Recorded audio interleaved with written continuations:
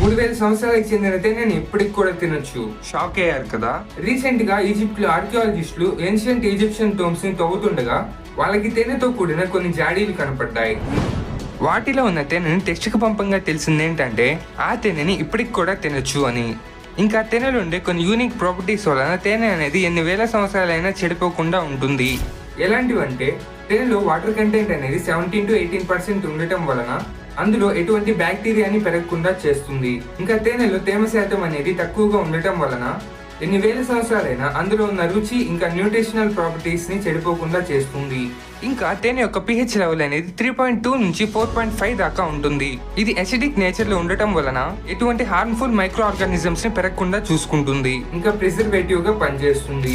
ఇక్కడ main role వచ్చేసి తేనెటీగలది. తేనెటీగలు తేనెను తయారు చేసేటప్పుడు వాటిలో ఉన్న కొన్ని ఎంజైమ్స్ ని కలుపుతాయి. ఈ ఎంజైమ్స్ అనేవి తేనె యొక్క ప్రిజర్వేటివ్ క్యాపబిలిటీని